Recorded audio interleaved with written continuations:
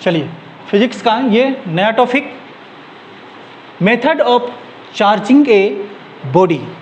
हम जानेंगे कि किसी भी बॉडी है तो उस बॉडी को हम किस मेथड से चार्ज कर सकते हैं, ठीक है ना। इससे पहले जितने भी टॉपिक हमने देखा केवल उसमें हम चार्ज के बारे में पढ़े। अब उस चार्ज के बारे में आज जानेंगे कि उस किसी बॉडी को हम चार्ज किस तरह से कर सकते हैं, किस मेथड से उस बॉडी में चार्ज को क्रिएट कर सकते हैं, उसके बारे में। तो पहला इस मेथड में हमारा जो पहला टॉपिक आता है वो है रबिंग। रबिंग रबिंग रबिंग का मतलब है कि किसी बॉडी ऑब्जेक्ट को कोई दूसरा बॉडी के साथ में क्या करते हैं, इस तरह से रगड़ते हैं तो इस बॉडी में क्या होता है, चार्ज क्रिएट होता है। तो और इसी को हम लोग क्या कहते हैं, रबिंग कहते हैं, जो कि चार्जिंग का पहला मेथड है। समझ में आया ना। अगर कोई पॉजिटिव सरफेस है, पॉजिटिव सरफेस से रगड़ेंगे तो उस बॉडी में कैसा चार्ज आएगा, पॉजिटिव चार्ज आएगा। अगर नेगेटिव सरफेस है, नेगेटिव सरफेस में उसको रगड़ेंगे तो उसमें कैसा चार्ज आएगा, नेगेटिव चार्ज आएगा। मतलब कि एक बॉडी से दूसरे बॉडी को जब हम रबिंग करते हैं तो उसमें क्या क्रिएट होता है, चार्ज क्रिएट होता है। ये पहला मेथड कहलाता है चार्जिंग का। समझ में आ गया। तो इसका छोटा सा डेफिनेशन अगर लिखना चाहे तो हम लिख सकते हैं, when a body rubbing on the another body, then it's created charge, then it's created charge। समझ पाए क्या है ये रबिंग, समझ में आए। अब कभी बाल बनाए हैं कि नहीं बनाए हैं बाल। कंघी को जब हम बार बार क्या करते हैं, बाल में इस तरह से घसड़ते हैं और उस कंघी को कागज के छोटे छोटे टुकड़ों के पास में लेके जाते हैं तो वो क्या करता है, छोटा छोटा टुकड़ा को कंघी अपने ओर खींचता है। क्यों खींच रहा है, क्योंकि कंघी में क्या जनरेट हुआ है, चार्ज जनरेट हुआ है। और जब हम इसको क्या किए, घिसे किसके साथ, बाल के साथ, किसको, कंघी को, वही क्या कहलाता है, रबिंग कहलाता है। क्या बात समझ में आया। रबिंग का मतलब क्लियर हुआ। यानी कि रबिंग के से हम किसी भी बॉडी को क्या कर सकते हैं, चार्ज कर सकते हैं। समझ में आ गया या नहीं समझ में आया। चलिए दूसरा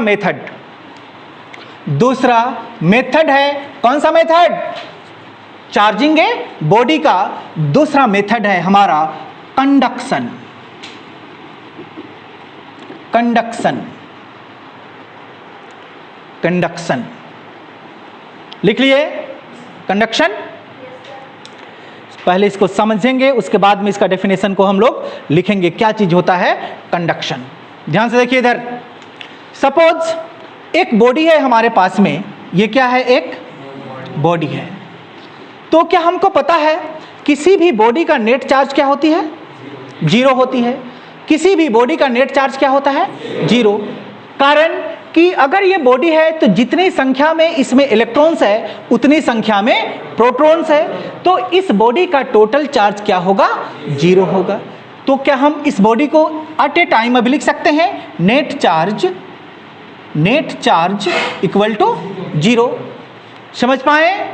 अब क्या करें हम कि एक अदर मटेरियल लिए, मान के चलिए कि एक रड लिए, ये रड को हम नेगेटिव सरफेस से इस तरह से रबिंग किए तो हमने देखा ऊपर में रबिंग जब करते हैं तो इस बॉडी में क्या क्रिएट होता है, चार्ज।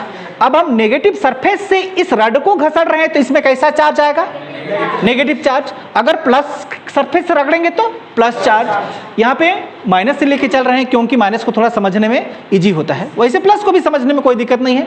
प्लस और माइनस दोनों है तो क्या है, चार्ज ही है, लेकिन हम यहाँ पे माइनस को लेके चल रहे हैं, ठीक है ना।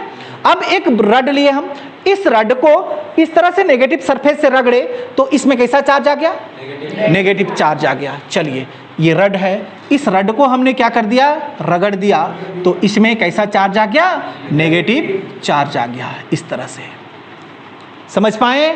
जबकि इस बॉडी में नेट चार्ज क्या है? 0 है। क्लियर हुई बात? अब समझते हैं कि इस बॉडी में बहुत संख्या में कैसा charge?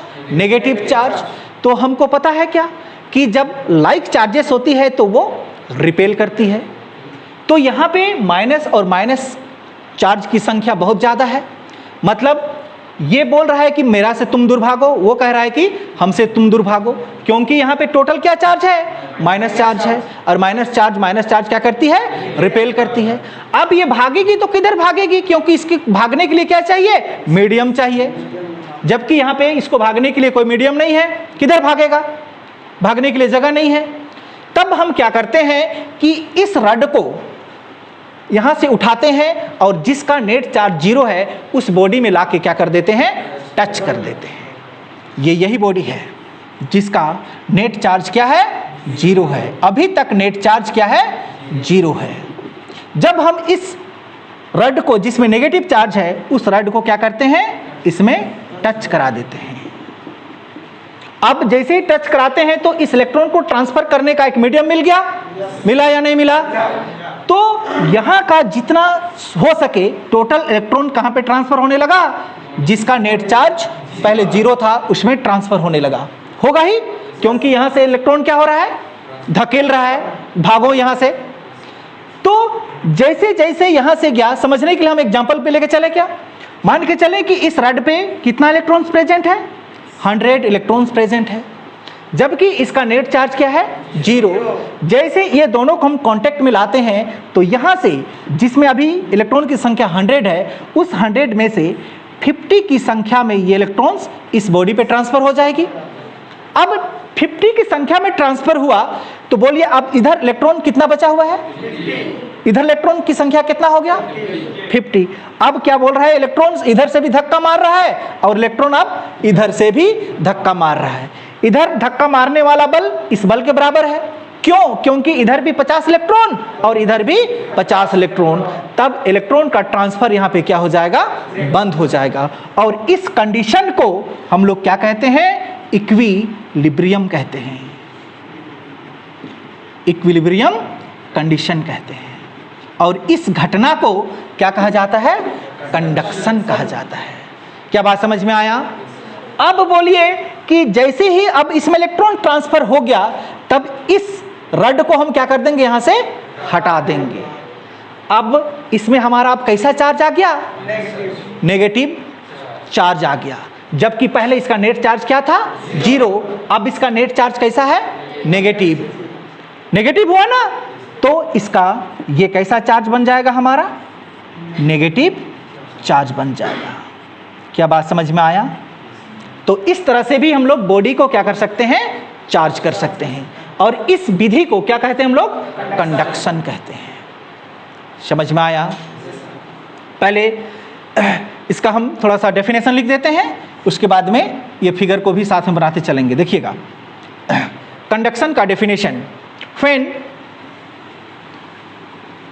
A charge body are touching to the neutral body, then charge are transferred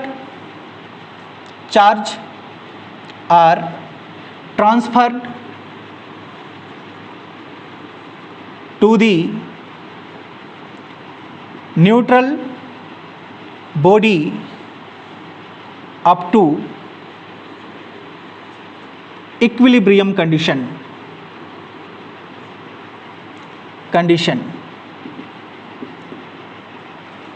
This phenomenon are known as conduction. क्या बात समझ में आया या नहीं समझ में आया? जल्दी जल्दी नोट डाउन करेंगे।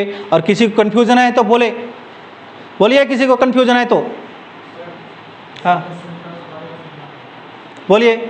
डेफिनेशन, जब कोई चार्ज बॉडी को न्यूट्रल बॉडी के साथ में टच कराते हैं, तब चार्ज न्यूट्रल बॉडी पे तब तक ट्रांसफर होती है जब तक कि वो इक्विलिब्रियम कंडीशन में ना पहुंच जाए।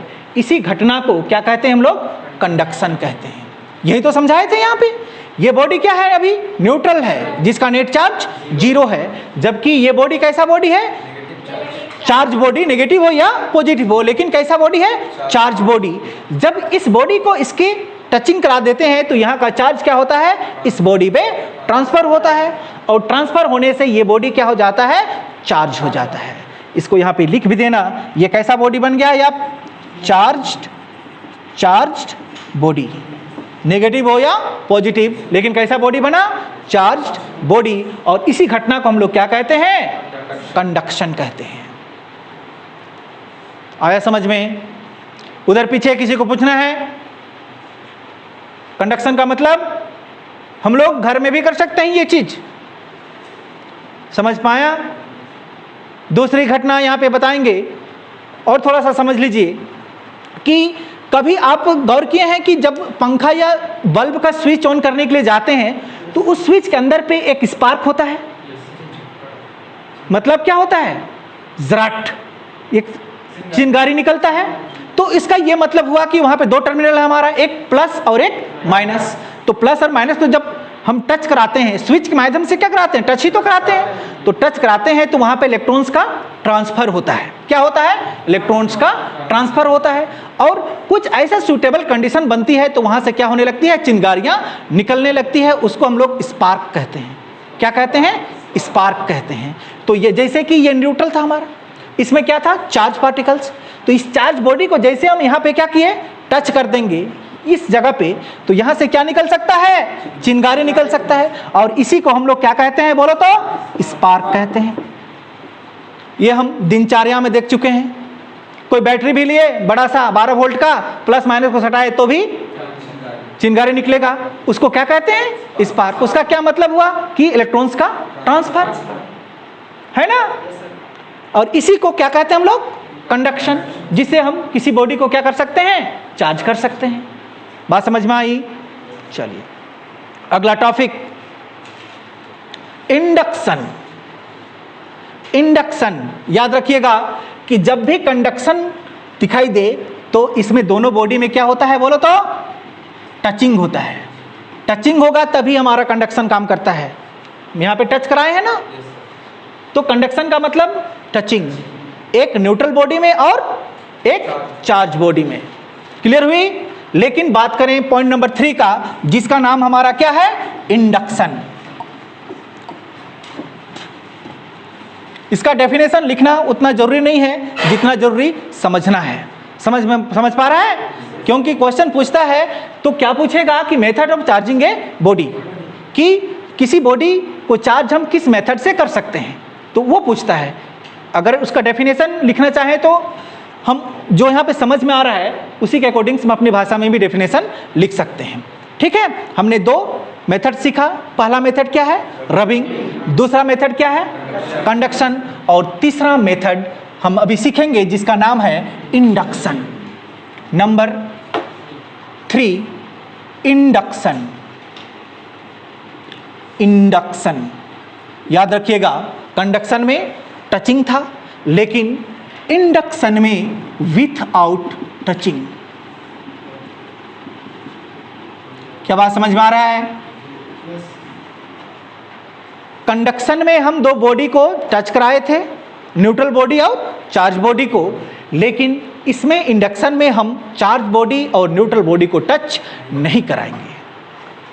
ठीक है? चलिए समझिएगा सबसे पहले इसको कि ये हमारा एक बॉडी है। बोलो, ये बॉडी है तो ये बॉडी अभी कैसा है? इसका नेट चार्ज 0 है। Net charge 0। नेट चार्ज 0 कब होता है?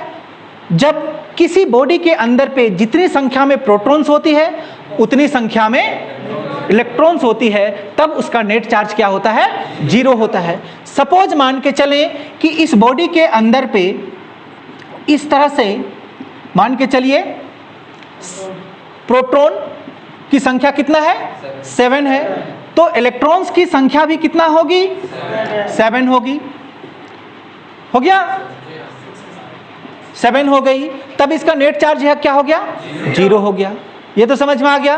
अब हम क्या करें कि एक ऐसा रड लें, क्या रड लें? जिसको हम रबिंग कर सकें, और उसको हम यहां पे रब कर देते हैं नेगेटिव सरफेस से। नेगेटिव सरफेस से उस रड को इस तरह से रब कर दिए तो उस रड में कैसा चार्ज आ जाएगा? नेगेटिव रड चार्ज आ जाएगा। अब ये नेगेटिव चार्ज इस रड पे आ गई। ध्यान से देखते चलिए, ये रड में नेगेटिव चार्ज आ गई। अब सोचें कि यही वाला जो बॉडी है जिसका नेट चार्ज क्या है? अभी 0 है। जब हम इस रड को, इस रड में कैसा चार्ज आ गया है? नेगेटिव चार्ज आ गया है। इस रड को इसके सामने लेके आते हैं, टच नहीं कराएंगे। यहाँ पे लिखा हुआ है इंडक्शन में विथआउट टचिंग, हम यहाँ पे टच नहीं कराएंगे। लेकिन इस रड में कैसा चार्ज है? अभी नेगेटिव चार्ज है। अब इसके अंदर पे कैसा कैसा चार्ज है? प्लस और माइनस। जितनी संख्या में प्लस है उतनी संख्या में माइनस है। तभी तो इसका नेट चार्ज क्या है? अभी 0। जब हम नेगेटिव रड को इस बॉडी के सामने लेके आते हैं तो यहाँ पे इसका जो चार्ज है उसका पोलराइजेशन हो जाता है। क्या हो जाता है? पोलराइजेशन हो जाता है, यानी कि ध्रुवीकरण हो जाता है। प्लस और माइनस 2 भाग में बट जाता है। बटेगा ही ना, क्यों नहीं बटेगा? क्योंकि ये हमारा कैसा चार्ज है? माइनस चार्ज है। तो इसके अंदर पे जितना प्लस चार्ज है उसको अपनी ओर खींच लेगा और इसके अंदर पे जितना माइनस चार्ज है उसको धकेल देगा, अलग नहीं करेगा, इस बॉडी के अंदर पे ही रहेगा। अभी भी इस बॉडी का नेट चार्ज क्या है? 0 ही है, लेकिन इसका ध्रुवीकरण कर देगा, पोलराइज कर देगा। अब ये माइनस चार्ज है तो अपनी ओर कितना चार्ज? ये सब प्लस चार्ज को अपनी ओर खींच लेगा। बोलो। और माइनस चार्ज है तो यहाँ का माइनस चार्ज, माइनस क्या होता है? रिपेल होता है। तो इसको ये अपने से दूर भेज देगा। क्या बात समझ में आया? इस तरह से प्लस और माइनस इस बॉडी के अंदर पे 2 भाग में बट जाती है और इसको हम लोग क्या कहते हैं? पोलराइजेशन ऑफ चार्ज कहा जाता है। क्या कहते हैं? पोलराइजेशन, पोलराइजेशन ऑफ चार्ज कहा जाता है। यानी कि आवेश का ध्रुवीकरण, ध्रुव बन गया, एक और प्लस और एक और माइनस। इसको क्या हम टच कराएं? यहाँ पे नहीं कराए हैं। तो इसी घटना को क्या कहते हैं? इंडक्शन कहा जाता है। क्लियर हुई बात? अब सोचें कि अभी क्या ये चार्ज हुआ है? ये बॉडी चार्ज हुआ है? नहीं हुआ है, केवल अभी इसका पोलराइजेशन हुआ है। अब हम क्या करते हैं कि एक कंडक्टर, कंडक्टर का मतलब समझ रहे हैं, एक तार लेते हैं और वो तार को जिस टर्मिनल पे नेगेटिव आवेश है, नेगेटिव चार्ज है, उस टर्मिनल पे क्या कर देते हैं? इस तरह से कनेक्ट कर देते हैं और उस तार को हम ले जाके अर्थ से टच करा देते हैं। कहाँ से टच करा देंगे? अर्थ, जिसको हम लोग अर्थिंग भी कहते हैं ना। अर्थ से टच करा दिए। जैसे ही अर्थ से टच कराएं तो यहाँ का टोटल जो इलेक्ट्रॉन्स है, नेगेटिव चार्ज है, वो हमारा अर्थ में क्या हो जाता है? ट्रांसफर हो जाएगा। कौन? इलेक्ट्रॉन्स। समझ में आया? टोटल इलेक्ट्रॉन्स कहाँ पे ट्रांसफर हो जाएगी? अर्थ पे। अब कंडीशन समझिएगा। अब इसको, अभी तक ये रड हमारा इसी के पास है। अगर इस तार को बिना काटे, बिना रिमूव किए हुए इस रड को क्या करते हैं? हम यहाँ से हटा देते हैं तो ये अर्थिंग से फिर से इलेक्ट्रॉन्स ले लेगा। क्यों? क्योंकि यहाँ पे क्या चार्ज बचा हुआ है? प्लस। तो ये माइनस चार्ज को अपनी ओर खींच लेगा। अब जब तक ये माइनस चार्ज है तो ये माइनस चार्ज क्या कर रहा है? इसको धकेल रहा है। धकेल के अर्थिंग में ट्रांसफर कर दिया। अब ट्रांसफर करने के बाद में हम इस वायर को यहाँ से क्या कर दें? रिमूव कर दें। रिमूव कर दें। अब बोलिए इसके अंदर पे क्या चार्ज बचा हुआ है? Positive charge. अब पॉजिटिव चार्ज बचा हुआ है, तब इस रड को अगर हम किनार कर देते हैं तो क्या यहाँ से इलेक्ट्रॉन यहाँ पे ट्रांसफर हो पाएगी? नहीं हो पाएगी, क्योंकि चार्ज को ट्रांसफर होने के लिए मीडियम की आवश्यकता होती है, जबकि हमारे पास में मीडियम नहीं है। तो अब बताओ इसमें कैसा चार्ज बचा हुआ है? अब पॉजिटिव चार्ज बचा हुआ है, केवल पॉजिटिव चार्ज बचा हुआ है। क्या बात समझ में आया? तो हमने क्या देखा? इंडक्शन से भी हम बॉडी को चार्ज कर सकते हैं। आया समझ में? और इसी घटना को क्या कहते हैं? इंडक्शन कहा जाता है। आया समझ में? जल्दी जल्दी नोट डाउन करेंगे। डेफिनेशन लिखना मायने नहीं रखता है जितना समझने मायने रखता है। किसी को पूछना है इसमें ये कैसे हुआ? हाँ,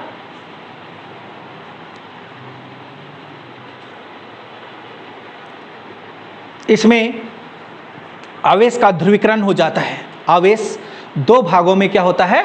बट जाता है। और जिधर नेगेटिव टर्मिनल होती है उधर अगर हम अर्थिंग डाल दें, अर्थ के साथ में उसको कांटेक्ट करा दें, तो टोटल नेगेटिव जो चार्ज है वो अर्थ में क्या हो जाती है? ट्रांसफर हो जाती है। और उस आइसोलेटेड सिस्टम में क्या बचा हुआ होता है? केवल पॉजिटिव चार्ज बचा हुआ होता है। इस तरह से हम उस बॉडी को चार्ज कर सकते हैं। किसी को क्वेश्चन है तो बोलो, क्या है क्वेश्चन? ये रड पॉजिटिव रहेगा तो ये नेगेटिव को अपनी ओर अट्रैक्शन करेगा, तो भी हम लोग नेगेटिव करेंगे। हाँ, नेगेटिव को ही ट्रांसफर करेंगे ना, नेगेटिव ही ट्रांसफर होगा, पॉजिटिव को कैसे ट्रांसफर करेंगे? अर्थिंग में हमारा पॉजिटिव ट्रांसफर नहीं हो सकता है। गौर करो, जब हम बल्ब हमारा खराब हो जाता है तो एक वायर हम पॉजिटिव खंभा से लेते हैं और एक वायर कहाँ से लेते हैं? अर्थिंग से लेते हैं। अर्थिंग से लेने का मतलब क्या है? अर्थ हमारा नेगेटिव चार्ज क्रिएट करता है। बोलो, इलेक्ट्रॉन है या नहीं है? क्या बात समझ में आया?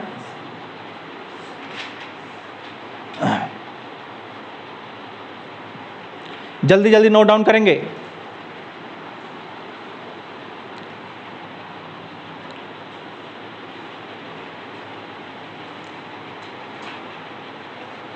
पूछना है किसी को? इंडक्शन पूछना है, ये कैसे घटनाएं घटी? इधर आया समझ में? नहीं आया समझ में? आया नहीं बोलिएगा तो नहीं सीखिएगा। नहीं समझ में आया है तो बोलना पड़ेगा, तभी हम बता पाएंगे। डाउट है तो बोलो। समझ पाए आप? ये इंडक्शन क्या होती है समझ में आया ना? एक बार फिर से हम इसको रिपीट करते हैं जल्दी कि ये चार्ज कैसा है? अभी इसमें नेट चार्ज 0। इसके नेट चार्ज 0 है का मतलब क्या है कि इसके अंदर में प्लस और माइनस दोनों की संख्या बराबर है, तब इसका नेट चार्ज क्या होता है? 0 है।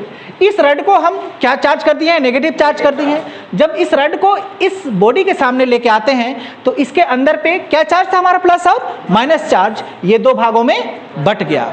क्योंकि ये माइनस चार्ज है तो प्लस चार्ज को अपनी ओर खींचेगा और माइनस चार्ज को दूर भेजेगा। इस तरह से यहाँ चार्ज दो भाग में बटा, प्लस अलग और माइनस अलग। इसको क्या कहते हैं? पोलराइजेशन ऑफ चार्ज कहते हैं। नेगेटिव टर्मिनल को किसी कंडक्टर से अगर हम अर्थिंग में टच करा दें तो टोटली इलेक्ट्रॉन्स कहाँ पे क्या ट्रांसफर हो जाती है? अर्थ पे ट्रांसफर हो जाती है। यहाँ पे लिख देंगे अर्थ, ये लिखिए, अर्थ पे ट्रांसफर हो जाती है। तब इस तार को हम रिमूव कर देते हैं तो इस बॉडी पे क्या चार्ज बच जाता है? Positive charge. तो इस तरह से इस बॉडी, अब ये बॉडी क्या हो गया? चार्ज हो गया। तो हमने देखा यहाँ पे method of charging a body 3 प्रकार का। पहला क्या था? रबिंग। दूसरा क्या था? कंडक्शन। और तीसरा क्या था? इंडक्शन। क्या याद हुआ? तीनों याद हुआ? रबिंग में रगड़ना, कंडक्शन में चार्ज बॉडी को टच कराना। किससे टच कराएंगे? न्यूट्रल बॉडी से। इंडक्शन में चार्ज बॉडी को न्यूट्रल बॉडी के नजदीक लाना, जिससे हमारा चार्ज का पोलराइजेशन होता है। और अर्थिंग के सहायता से हम टोटल इलेक्ट्रॉन को अर्थ पे ट्रांसफर कर देते हैं और जो चार्ज बचता है वो बॉडी का नेट चार्ज कहलाता है। तो इस तरह से हमने देखा 3 मेथड किसी बॉडी को चार्ज करने के लिए, रबिंग, कंडक्शन और इंडक्शन। क्लियर हुई? चलो नेक्स्ट टॉपिक।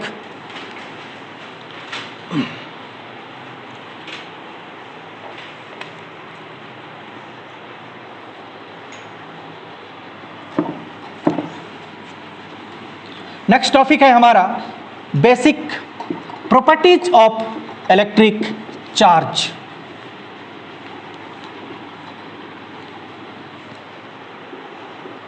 बेसिक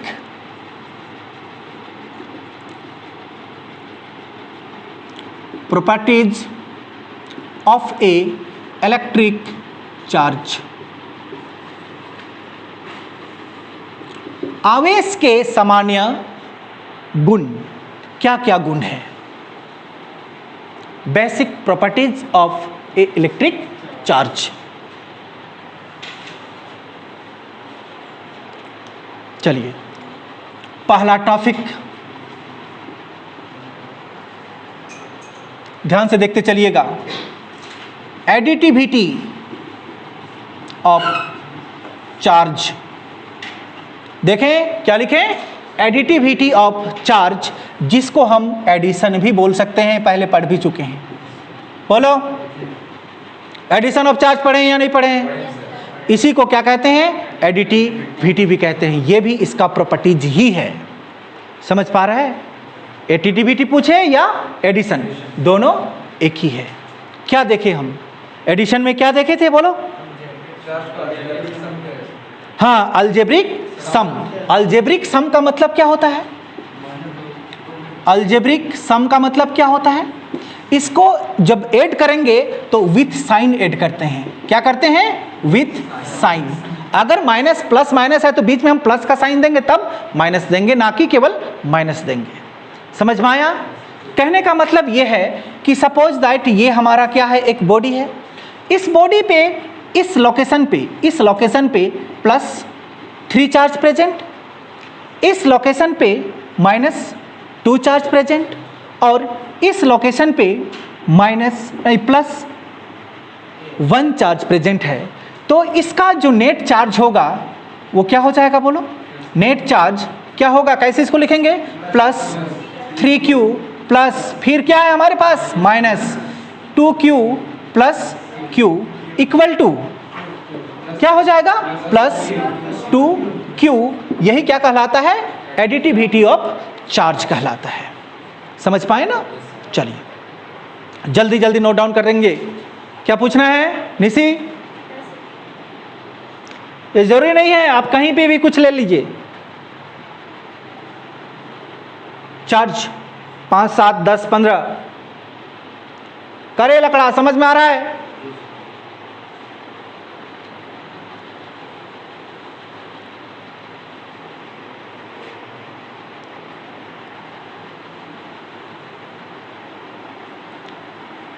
जल्दी जल्दी नोट डाउन करेंगे।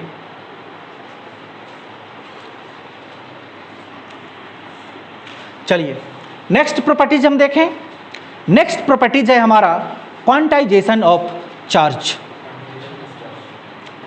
Second number, quantization of charge.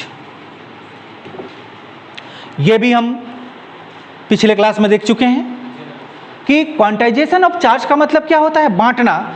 जब कोई चार्जेड बॉडी अपना चार्ज को दूसरे बॉडी पे ट्रांसफर करती है तो वो इंटीजरल मल्टीपल्स के अकॉर्डिंग्स पे ट्रांसफर करती है, ना कि 1.5, 1.25, 2.5 में ट्रांसफर करती है। जब भी ट्रांसफर करेगी तो 1, 2, 3 या 2, 4, 6 के अनुसार ट्रांसफर करेगी। इसी को हम लोग क्या कहते हैं, क्वांटाइजेशन ऑफ चार्ज कहा जाता है। समझ पाए होंगे? मान के चलिए कि ये हमारा क्या है, एक बॉडी है। अगर यहाँ से ये चार्ज को क्या करे, ट्रांसफर करना शुरू करे तो किसको ट्रांसफर कर सकता है? 1 या 2 या 3 या 4 को ट्रांसफर कर सकता है। अगर ये इसमें ट्रांसफर कोई चार्ज ट्रांसफर हो रहा है तो कैसे ट्रांसफर हो रहा होगा, ये भी 1 या 2, 3 या 4, 5 इसके अनुसार में क्या करेगा, ट्रांसफर करेगा। इसी को हम लोग क्या कहते हैं, क्वांटाइजेशन ऑफ चार्ज कहते हैं। चार्ज हमारा प्लस और माइनस 2 हो सकता है, प्लस भी ट्रांसफर हो सकता है और माइनस भी ट्रांसफर हो सकता है। लेकिन हमने एक बार यहाँ पे फिर से याद करा देते हैं, क्यों कि प्लस हमारा प्रोटॉन्स होता है जबकि माइनस हमारा क्या होता है, इलेक्ट्रॉन्स होता है। इलेक्ट्रॉन्स की मास की अपेक्षा में प्रोटॉन्स की मास की मतलब बहुत ज़्यादा होता है, 1837 गुना 1837 टाइम्स ज़्यादा होता है इसका वजन। इसलिए जब भी ट्रांसफ़र होती है तो क्या ट्रांसफ़र होती है, इलेक्ट्रॉन्स ट्रांसफ़र होती है, ना कि प्रोटॉन्स ट्रांसफ़र होती है। समझ पा रहे हैं? वही उस समय हमने एक एग्जांपल दिया था कि एक जगह साइकिल खड़ा है और एक जगह बस खड़ा है या ट्रक खड़ा है। दोनों में हम इक्वल बल लगाएं तो साइकिल को ठेल देंगे, क्या ट्रक या बस को ठेल पाएंगे? क्यों नहीं ठेल पाएंगे? क्योंकि बस का मास ज़्यादा है जबकि साइकिल का मास क्या है, कम है। उसी तरह से किसी भी बॉडी में दो चार्ज पार्टिकल्स होती है, एक प्रोटॉन्स और एक न्यूट्रॉन्स। तो प्रोटॉन्स का मास इलेक्ट्रॉन्स की मास से 1837 गुना यानी कि 1837 टाइम्स ज़्यादा भारी होता है। इसलिए इलेक्ट्रॉन्स हल्का होता है और हल्का होने के कारण वो आसानी से क्या हो जाता है, ट्रांसफर हो जाता है। समझ पाए? तो जब भी हम दिखाएंगे तो यहाँ पे हम इलेक्ट्रॉन को भी शो कर सकते हैं। माइनस का मतलब इलेक्ट्रॉन, इलेक्ट्रॉन मतलब ट्रांसफर हो सकता है, चाहे दे सकता है या वो अंदर ले सकता है। लेकिन कैसे ले सकता है? इंटीजरल मल्टीपल में, इंटीजरल मल्टीपल में। चलिए, यही हमारा क्या कहलाता है? क्वांटाइजेशन ऑफ चार्ज कहलाता है। हो गया? अब इसका हम बात करें, ध्यान से देख लीजिए थोड़ा सा। इसका अगर हम बात कर दें तो टोटल चार्ज मान के चलिए, टोटल चार्ज क्या है हमारे पास में? Q। टोटल चार्ज को हमने क्या मान लिया? Q। तो हम क्या, Q इक्वल टू, चार्ज हमारा दो प्रकार का होता है, कौन कौन? प्लस और माइनस। इंटीजरल मल्टीपल नंबर को क्या हम n से रिप्रेजेंट कर सकते हैं और चार्ज को हम रिप्रेजेंट किससे कर सकते हैं? A से। तो हमको क्या मिला? Q equal two plus minus any. यही हमारा क्या कहलाता है? क्वांटाइजेशन ऑफ चार्ज कहलाता है। चलिए, दो प्रॉपर्टीज हमने देखा। चलिए, हो गया। एक समझने वाली अगला टॉपिक आएगा हमारा, वो टॉपिक होगा 3, नाम देंगे मास डिपेंड ऑन वेलोसिटी। बहुत interesting topic, mass depend on velocity. Point number 3 ध्यान से देखिए, मास डिपेंड ऑन वेलोसिटी, यानी कि किसी भी वस्तु का द्रव्यमान उसका वेग पर निर्भर करता है। समझ पा रहे हैं? किसी भी वस्तु का द्रव्यमान उसके वेग पर निर्भर करता है। समझ पा रहे हैं? आप ध्यान से समझिएगा। कहने का मतलब है कि अभी मान के चलिए एक कोई बॉडी है, इसका वजन कितना है? लमसम मान के चलिए कि हम 1 किलो मान के चलते हैं, मान के चल रहे हैं। ये बॉडी है, इसका वजन कितना है? 1 kg है। अगर हम इसको 100 का स्पीड में इस तरह से चलें तब भी इसका वजन लमसम 1 kg ही होगा। लेकिन अगर इसका वेलोसिटी को हम बहुत ज़्यादा बढ़ा दें कि 1 सेकेंड में 1 lakh kilometre, 2 lakh kilometre, 3 lakh kilometre कर दें, किसका? इस बॉडी का वेलोसिटी को, तो शायद इसका मास हमारा क्या हो जाएगा? घट जाएगा। समझ पाए आप? तो यहाँ पे हमने क्या लिखा है देखो तो, मास डिपेंड ऑन वेलोसिटी, यानी कि किसी भी वस्तु का द्रव्यमान उसका वेग पर निर्भर करता है। जैसे जैसे हम वेलोसिटी को बढ़ाते जाएंगे उसका मास क्या होते जाएगा? घटते जाएगा। समझ पा रहे हैं? यहाँ पे हम सिंपल से एग्जांपल देते हैं, कोई ये नहीं है। अब हवाई जहाज़ देखे होंगे, हवाई जहाज़ का वजन टन में होती है या नहीं होती है? उसमें से 100-200 पैसेंजर बैठते हैं, उसका वजन अलग से, लेकिन वो इजीली ऊपर में उड़ता है। जब उसका इंजन स्टार्ट नहीं है, वो खड़ा है, तब वो क्यों नहीं उड़ता है? जब वो वेलोसिटी बहुत ज़्यादा वेलोसिटी में आता है तब वो उड़ने लगता है। इसका एक कारण ये भी है कि जब वो वेलोसिटी बहुत ज़्यादा क्या होता है? वेलोसिटी क्रिएट करता है, तो धीरे धीरे उसका मास क्या होने लगता है? कम होने लगता है। यहाँ पे हमने देखा, वही चीज़ को देख रहे हैं कि मास डिपेंड ऑन वेलोसिटी। वेलोसिटी में किसी का मास क्या करता है? निर्भर करता है। समझ में आ रहा है कि जैसे जैसे वेलोसिटी को हम बढ़ा देंगे उसका मास क्या होने लगता है? घटने लगता है। यहाँ पे हम इसको प्रूव भी करके दिखा देते हैं। ध्यान से देखो, इसको प्रूव करने के लिए हम एक रिलेशन बनाते हैं, m equal to m0 upon √1 minus nu square by c square. ध्यान से देखिए, ये m हमारा है मास ऑफ बॉडी। क्या है? Mass of body. m0 equal to rest mass of body. यहाँ पे ये न्यू वेलोसिटी ऑफ बॉडी, और यहाँ पे ये c दिखाई देता है ना, ये है हमारा वेलोसिटी ऑफ लाइट। क्या है? वेलोसिटी ऑफ लाइट क्या होता है? 3 × 10⁸ मीटर पर सेकेंड होता है ना। तो अब इसमें हम देखिए क्या रिलेशन निकल के सामने आता है। सपोज हम यहाँ पे लेट करके मान के चलते हैं कि मास डिपेंड ऑन वेलोसिटी, यानी कि किसी भी वस्तु का जो द्रव्यमान है वो किस पर निर्भर करता है, वेग पर निर्भर करता है। तो यहाँ पे ये वेलोसिटी किसका है, बॉडी का है। तो मान के चलें यहाँ पे let velocity of bullet, bullet का मतलब गोली, जो बंदूक से छूटती है ना वो गोली को हम क्या मान लिए, बॉडी मान लिए। अब उसका जो वेलोसिटी है उसका वेलोसिटी हम क्या ये मान सकते हैं, बोलो 3 × 10³ मीटर पर सेकेंड। इससे ज़्यादा स्पीड तो नहीं चलेगी, कितनों स्पीड चलेगी तो 3000 किलोमीटर पर सेकेंड की रफ्तार से ज़्यादा स्पीड चलेगी क्या, नहीं चलेगी। अब मान के चलिए कि ये अगर वेलोसिटी हमारा किसका है, बॉडी का वेलोसिटी हो गया। अगर इसको हम इस रिलेशन में पुट कर दें तो ध्यान से देखिए आप, m = m0/√1 - ये भी है ना, तो ये इस जगह में इसका वैल्यू को हम डाल दें, ये स्क्वायर हो गया। ये क्या है हमारा c का वैल्यू हमको पता है 3 × 10⁸ मीटर पर सेकेंड, इसका स्क्वायर। तो इसका और इसको अगर हम कंपेयर करें, अगर इसको हम डिवाइड कर दें तो लमसम ये किसके बराबर आ जाएगा, 0 के बराबर आ जाएगा। यानी कि 0 के बराबर तो नहीं आएगा, लेकिन किसके बराबर आ जाएगा बोलो तो। अब इसको एक लाइन और सोल्व करके देख लेते हैं। m = m0/1 - बोलिए 3 3 जा 9 × 10⁶ बाई 9 × 10⁻16, ये लिख सकते हैं क्या। अब बोलिए कि यहाँ से ये और ये तो कैंसिल हो जाएगा, यहाँ से क्या बचा, 10 बचा। अब इसका अगर हम रिलेशन पुट करें, ये दोनों को सोल्व कर लेते हैं पहले।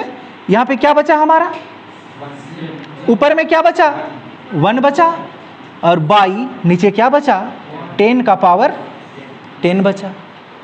यही बचा ना, क्या बचा, 10⁻10 बचा। अगर हम इसको देख लें, अगर इसको इससे 1 से हम डिवाइड कर दें तो क्या लगेगा बोलो तो, इसका आंसर क्या आ जाएगा, हाँ 0.0000009 टाइम 0 आएगा, फिर क्या आ जाएगा, 1 आ जाएगा। क्या ये किसके बराबर है, 0 के बराबर है या नहीं है, बोलो। क्या बात समझ में आ रहा है। अगर हम यहाँ पे 0 पुट कर देते हैं तो और इसको डिवाइड कर देते हैं तो ये क्या आ जाएगा, 0 आ जाएगा। तो मतलब m = हमको फाइनली क्या मिल जाएगा, 0 मिल जाएगा। समझ में आ रहा है, हाँ। मतलब इतना स्पीड में क्या होता है, जैसे जैसे स्पीड हम बढ़ाते जाएंगे सबका मास क्या होते जाएगा, 0 होते जाएगा। क्या बात समझ में आ गया। तो हमने यहाँ पे देखा मास डिपेंड ऑन वेलोसिटी, यानी कि वेग में किसी भी ऑब्जेक्ट का जो द्रव्यमान होता है वो क्या करता है, निर्भर करता है। जल्दी नोट डाउन करेंगे। फिजिक्स है, टर्मिनोलॉजी तो समझना पड़ेगा, घबराने की कोई आवश्यकता नहीं है। समझ में आ रहा है, एक बार नहीं, 2 बार नहीं, आप जितना बार इसको समझेंगे उतना आपके लिए अच्छा होगा। और दूसरी चीज़, समझ में नहीं आया तो मुंह में मास्क, अभी मास्क का ज़माना है, लगा के ऐसे देखते नहीं रहेंगे, पूछना भी है। क्योंकि कल का डेट में यही क्वेश्चन आया तो शायद हम तो काम से चल गए भीतरे, ऐसा नहीं।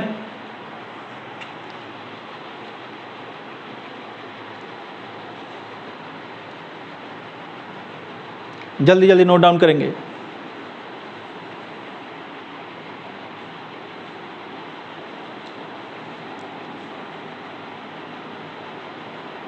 अगला टॉपिक हमारा, ध्यान से समझिएगा ये वाला topic, charge does not depend on velocity. Charge हमारा वेग पर निर्भर नहीं करता है। ध्यान से देखिए, चार्ज डज नॉट, हाँ दे दो, डिपेंड ऑन वेलोसिटी। चलिए हम भी 4 पॉइंट लगा ही देते हैं। क्या समझे कि आवेश वेग पे निर्भर नहीं करती है। इसका ये मतलब हुआ कि ये ऑब्जेक्ट है, ध्यान से समझिएगा, क्या है ये? ऑब्जेक्ट है। इस ऑब्जेक्ट में मान के चलिए इस रीजन पे +3 चार्ज है, इस रीजन पे -2 चार्ज है और इधर +2 चार्ज है। समझ में आ गया? जब ये वेलोसिटी में नहीं है तब। अगर हम इसको हाई स्पीड कर दें, ये समझ में आ रहा है, हाई वेलोसिटी दे दें तो इसका मास क्या हो जाएगा? चेंज हो जाएगा। घटेगा या बढ़ेगा मतलब चेंज लिख सकते हैं। इसका जो मास है वो क्या होगा? चेंज हो जाएगा। यहां पे लिख दें क्या, हम समझ में आएगा, चेंज इन मास। लेकिन इसका जो चार्ज है वो चेंज नहीं होगा, मतलब उसके बाद भी इसका जो क्या है चार्ज है वो जितना है उतना ही बना हुआ होगा। माइनस है ना, -2q है और ये कितना है? +2q है। कहने का मतलब है कि अगर हम यहाँ पे कोई बॉडी है, मान के चलिए कि इसी का एग्जांपल हम लेके चलें, ये बॉडी है हमारा, इस बॉडी में 10 पॉजिटिव चार्ज है। कितना? 10 पॉजिटिव चार्ज है। अब इस बॉडी को हम मून पे लेके चल जाते हैं, चंद्रमा पे लेके चल जाते हैं, तो वहाँ पे इसका मास क्या हो जाएगा? घट जाएगा। लेकिन इसका चार्ज वहाँ पर भी क्या रहेगा? +10 ही रहेगा। समझ में आया? तो इसी को लिखे हैं कि charge does not depend on velocity, यानी कि वेग से चार्ज का कोई मतलब नहीं है, उसमें निर्भर नहीं करता है। मास बदल सकती है लेकिन चार्ज नहीं बदलेगा। समझ पाया? जल्दी जल्दी फिगर बनाइए।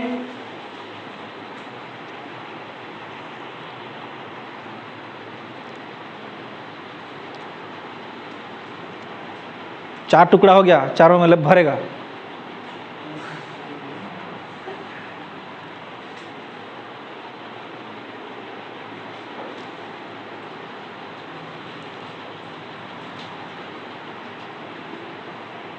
चलिए, क्लियर है?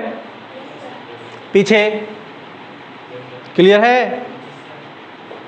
हमने क्या देखा कि वेलोसिटी मास पे डिपेंड करता है लेकिन चार्ज वेलोसिटी पे डिपेंड नहीं करता है।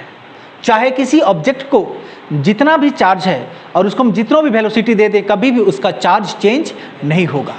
समझ में आया? इसीलिए हम इस क्या है ये प्रॉपर्टीज पढ़ रहे हैं। किसका प्रॉपर्टीज? चार्ज का properties. Charge does not depend on velocity, यानी कि आवेश वेग पे निर्भर नहीं करती है। याद रखिएगा ये पॉइंट। समझ में आया? चलिए अगला पॉइंट, कंजर्वेशन ऑफ चार्ज, आवेश का संरक्षण। Conservation of charge, point number 5, conservation of charge. Charge आवेश को ध्यान से सुनिएगा, आवेश को ना तो हम बना सकते हैं ना उसको नष्ट कर सकते हैं। समझ में आ गया? आवेश का ना तो निर्माण होता है ना उसका विनाश होता है। कुछ कंडीशन में उसका आइसोलेटेड होता है, लेकिन कभी भी चार्ज ना तो मिट सकता है ना चार्ज बन सकता है। आप एग्जाम्पल यहाँ पे समझिएगा, ठीक है? चलिए ध्यान से देखिएगा कि ये एक हमारा सिस्टम है, इसका 3 रीजन हम मान के चलें इस तरह से। ये रीजन में +3 चार्ज है, इसमें -2 चार्ज है और इसमें +1 चार्ज है। कुछ कंडीशन से अगर हम समझें तो यही आइसोलेटेड सिस्टम यही है, यह भी 3 रीजन में बटा हुआ है। ध्यान से समझिएगा, इस रीजन में जितना चार्ज है उतना ही चार्ज है यहाँ पे, लेकिन इस रीजन पे मान के चलिए कि हमने +2 चार्ज, ये बांट नहीं रहा है, ये क्वांटाइजेशन नहीं है, ये कंजर्वेशन है। हमने क्या कहा कि क्वांटाइजेशन में चार्ज डिस्ट्रीब्यूट करना, चार्ज डिस्ट्रीब्यूट आधा, सवा, 1.5, 2.5 में नहीं करता है, लेकिन ये बांट नहीं रहा है, इसी के अंदर पे चार्ज प्रेजेंट है। तो यहाँ पे कितना चार्ज था इस बॉडी पे? तो जब आइसोलेटेड कुछ कंडीशन के बाद यहाँ पे चार्ज कैसे आ गया?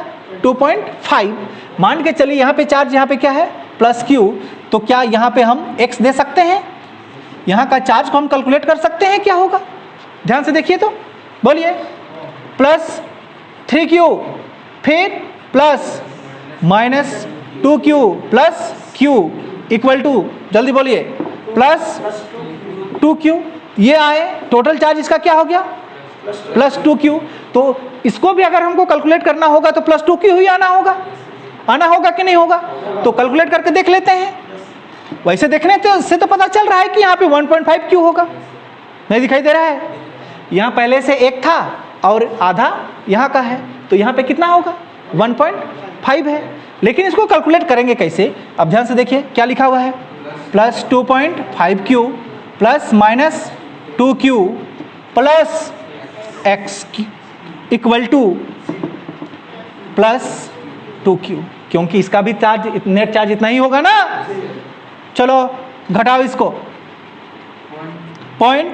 0.5Q प्लस x बराबर प्लस 2Q, तो x बराबर प्लस 2Q प्लस ही देंगे, इधर जाएगा माइनस, चाहे एक ही बार लिख देंगे ना, माइनस 0.5Q, तो x बराबर बोलो प्लस 1.5Q, यानी कि यहाँ पे कितना चार्ज प्रेजेंट हो जाएगा? 1.5Q।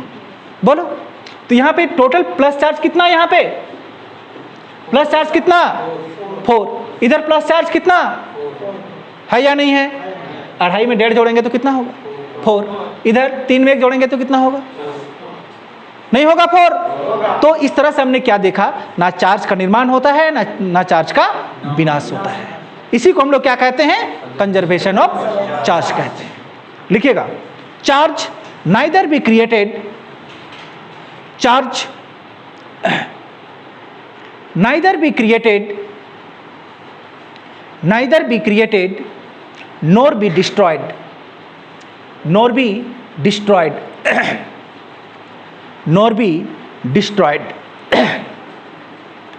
destroyed, known as conservation of charge, known as conservation of charge।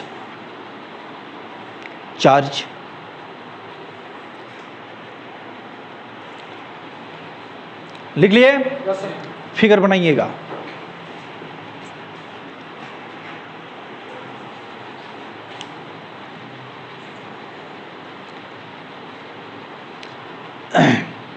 ये भी समझ में आ गया होगा,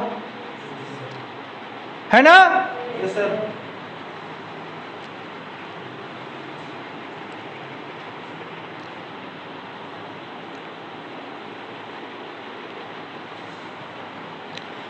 आज के क्लास में हम लोग इतना ही देखते हैं। अब इसका जब हम बात करेंगे तो अभी तक हमने क्या देखा बताना चाहेंगे। अभी तक क्या देखा? ना चार्ज का विनाश होता है, ना चार्ज का निर्माण होता है।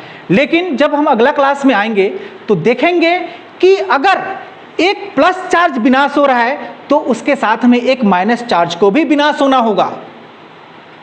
यहां तक हमने क्या देखा? ना चार्ज का निर्माण होता है, ना चार्ज का विनाश होता है। अब अगला टॉपिक में हम देखेंगे क्या कि अगर एक प्लस चार्ज वहां से हटती है तो एक माइनस चार्ज को भी हटना होगा। अगर एक प्लस चार्ज बढ़ती है तो एक माइनस चार्ज को भी बढ़ना होगा। समझ में आ गया? हम आज के लिए बस इतना ही। अगला क्लास में हम इसके आगे बातचीत करते हैं। चलिए।